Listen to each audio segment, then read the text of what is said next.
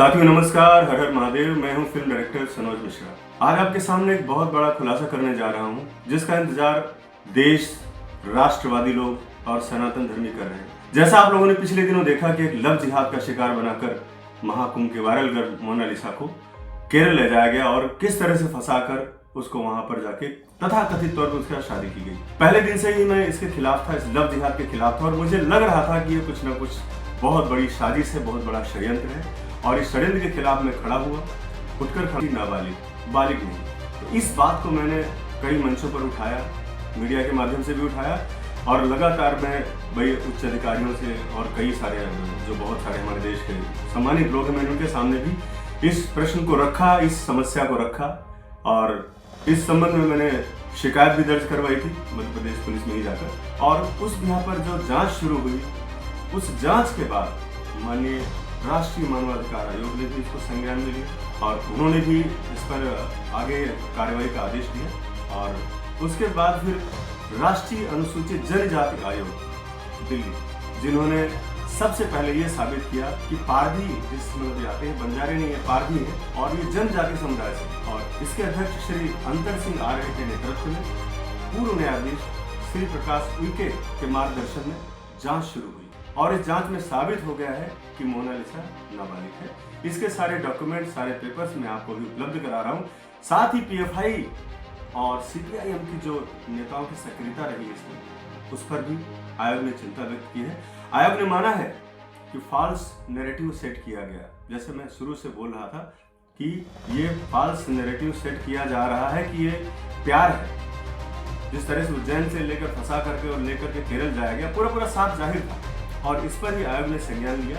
और आयोग ने केरल में जांच शुरू की, कहां से? श्री नयनार देवा मंदिर है, जहां पर ये शादी की रस्म दिखाई गई, तथा केरल के पुअर गांव जहां पर पंचायत, पुअर गांव में पंचायत है, जहां पर शादी का सर्टिफिकेट जारी किया। जांच में पाया गया है कि जिस आधार पर ये शादी हुई, तो आधार कार्ड के साथ ही जिसमें 18 साल कुछ महीने दिखाया गया है, वो फर्जी दस्तावेज है। और मध्य प्रदेश के महसर के सरकारी अस्पताल में जो रिकॉर्ड निकाला गया जांच के दौरान, उसके अनुसार मोनालिसा का जन्म 30 दिसंबर 2009 को 5:30 बजे हुआ है। ये ऑथेंटिकल बात साबित हुई। अब इसके आधार पर जिहादी फरमान पर ऑक्सो एक्ट, एट्रोसिटी एक्ट के साथ बहुत सारी धाराओं पर एफआईआर दर्ज हो गई है, और इस पर अब आगे कार्रवाई हो रही है।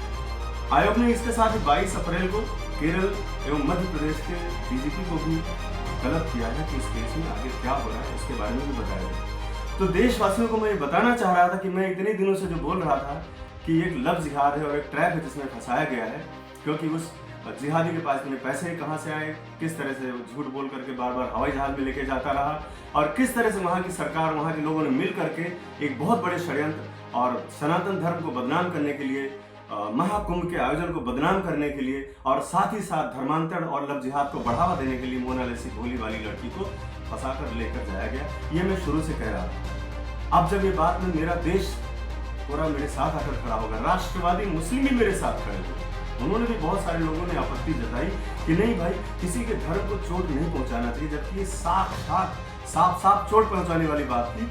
और इसको जब देखा इस जिहादी ने कि ये मैं लगातार, क्योंकि मंच पर आवाज़ नहीं उठा रहा हूँ और उस गरीब परिवार का जो उसको लेकर मैं ही इंसाफ की लड़ाई लड़ रहा हूँ, तो उसने मोनालिसा को समझा बुझाकर मेरे खिलाफ जिस तरह से मीडिया में अनर्गल बातें कहलाई कि मुझे टॉर्चर करते थे, मुझे टच करते थे, मुझे हरासमेंट करते थे, और मुझे कई बार गलत तरीक़ों से छुआ, और इसके साथ बहुत सारी चीज़ें जो मेरे बारे में और अपने पिता के बारे में जो से गलत बुलवाया गया, उनको माँ को शराबी कहा गया, पिता को अज्ञात कहा गया, ये सब पूरे देश ने देखा। और श्री कृष्ण पर भी उसने बयान दिलवाया ताकि अपने आप को कृष्ण साबित कर सके, लेकिन पूरे देश ने देखा, पूरा देश मेरे साथ खड़ा रहा, क्योंकि देश ने देखा कि मैंने कितना कुछ सहा है। इस फिल्म को बनाने को लेकर, द डायरी ऑफ मणिपुर को बनाने को लेकर कितना कुछ मैंने सहा है। इसके पहले भी इसी संगठन के आदमी वसीम रिजवी जिसका नाम है, उसके जरिए मुझे जेल भिजवाया गया था, कुछ 1 साल पहले की बात है, ताकि फिल्म रुक जाए, लेकिन फिर भी नहीं रुकी। और जब फिल्म रिलीज होने के कगार पर आई, तब इस तरह का कांड करके, जिस तरह उसको फंसाकर यहाँ से ले जाया गया, वो भोली भाली लड़की है, मैं आज भी यही बोल रहा हूँ, उसे कुछ नहीं पता है, उसे दिमाग है नहीं उसके पास, और जिस तरह उसको ब्रेन वॉश किया गया, जिस तरह उसको समझाया गया, उसके परिवार को जिस तरह धोखे में रखा गया, पूरे देश ने देखा।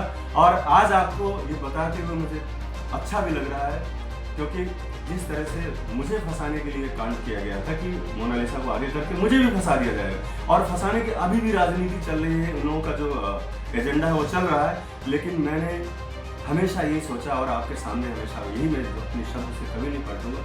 मैंने कहा अगर जिस लड़ाई को मैंने हाथ लगाया है उस लड़ाई को मैं अंजाम तक पहुंचाऊंगा, नतीजा कुछ भी हो जाए, मुझे कुछ भी हो जाए, मुझे उसका फर्क नहीं पड़ता है, और मैं इस लड़ाई को लड़ूंगा, चाहे मुझे झूठे केस में जेल ही क्यों ना जाना पड़े।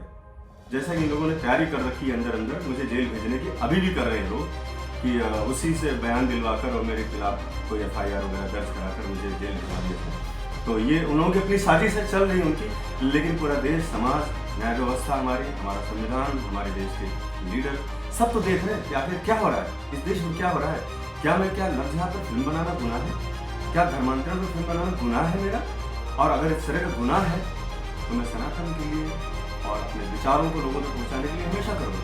मैं अन्याय के खिलाफ लड़ता रहूँगा, जैसे मैंने पिछली बार the diary of West Bengal बनाई, जिसमें बेबाक तरीके से मैंने वहाँ की व्यवस्था को दिखाया था कि किस तरह से घुसपैठिए आते हैं और किस तरह से वहाँ की सरकार, ममता बनर्जी की सरकार जो है वो कैसे वहाँ पर लोगों को नागरिकता देती है, कैसे उनको वोटर ID देती है, किस तरह से उनको अपना वोट बैंक बनाया जाता है, पूरा खुलकर दिखाया। और मैं बंगाल सरकार के निशाने पर भी रहा, वहाँ पर भी मेरी जान पर बनी, जैसे अभी बनाई।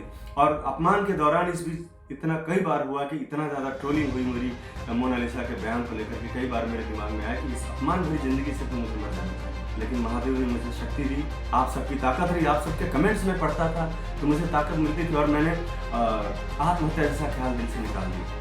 मुझे हर उस स्टेज पर ले जाकर मुझे पीड़ित और प्रताड़ित करने की कोशिश की गई, सामाजिक स्तर पर भी, आर्थिक स्तर पर मैं टूट चुका हूँ, मैं आपको पहले भी बता चुका हूँ, क्योंकि बहुत कई करोड़ रुपए मैंने इसमें फिल्म में खर्च कर दी और फिल्म डंप हो गई। क्या दोस्त था मेरा? यही था कि मैं एक आम लड़की को खास बनाना चाह रहा था, एक मिसाल बनाना चाह रहा था, मैं गलत साबित हो गया। लेकिन फिर भी फिल्म अलग रह गई, मैटर अलग हो गया, मुझे लड़ाई लड़नी थी और इसमें हम विजयी हो रहे हैं। आज आपको बताते हुए मुझे खुशी भी हो रही है कि लड़की, लेकिन महादेव ने मुझे शक्ति दी, आप सबकी ताकत रही, आप सबके कमेंट्स में पढ़ता था तो मुझे ताकत मिलती थी, और मैंने आत्महत्या जैसा ख्याल दिल से निकाल दिया। मुझे हर उस स्टेज पर ले जाकर मुझे पीड़ित और प्रताड़ित करने की कोशिश की गई, सामाजिक स्तर पर भी, आर्थिक स्तर पर मैं टूट चुका हूँ, मैं आपको पहले भी बता चुका हूँ, क्योंकि बहुत कई करोड़ रुपए मैंने इसमें फिल्म में खर्च कर दिए और फिल्म डंप हो गई। क्या दोस्त है मेरा? यही था कि मैं एक आम लड़की को खास बनाना चाह रहा था, एक मिसाल बनाना चाह रहा था, मैं गलत साबित हो गया। लेकिन फिर भी फिल्म अलग रह गई, मैटर अलग हो गया, मुझे लड़ाई लड़नी थी और इसमें हम विजयी हो रहे हैं। आज आपको बताते हुए मुझे खुशी भी हो रही है कि लड़की मोनालिसा अंडर एज है, ये नाबालिग है, और नाबालिग होने की वजह से अब इस पर कानूनी कार्रवाई बहुत तेज़ी से हो रही है, और लगातार ये 2-4 दिन के अंदर आपको सारी चीज़ें सामने क्लियर हो जाएंगी, बातें सब क्लियर हो जाएंगी।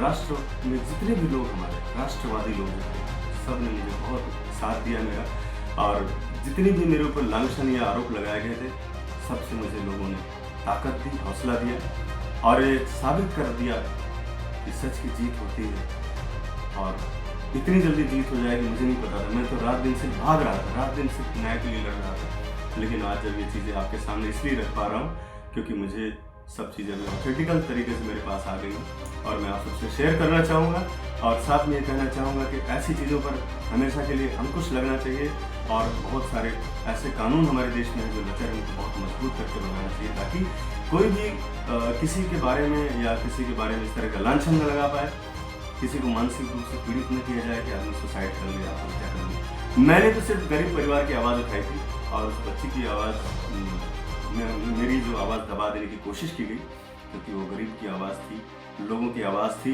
जनता की आवाज़ थी। मैंने फिल्म को दरकिनार कर दिया कि फिल्म मुद्दा नहीं है।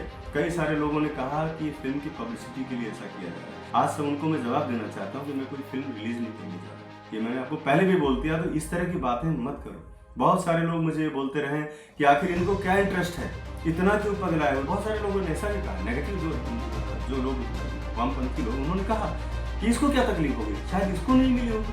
तो ऐसे लोगों में ये कहना चाहूँगा कि ये वही लोग हैं जो अपने माँ बहन को भी गंदी नज़र से देखते हैं। ऐसे लोग इस तरह के कमेंट्स कर सकते हैं। आप एक आदमी से पूछिए कमेंट ये भी किए कि इसको नहीं मिली होगी, क्या नहीं मिली होगी, मतलब क्या आप भी अपने माँ बहन को इसी वजह से देखते थे, मैं तो बेटी थी हमेशा मेरे लिए, तो इतना गंदा तो मत सोचो। ठीक है वो भटक गई रास्ता, आज नहीं तो कल हो सकता है आएगी, और जो सच्चाई की लड़ाई में आप लोगों ने मेरा साथ दिया है वो लड़ाई अंजाम तक पहुंचने जा रही है। इसलिए मैं सबका बहुत बहुत आभार प्रकट करता हूँ। बहुत बहुत धन्यवाद। हर हर महादेव, हर हर महादेव।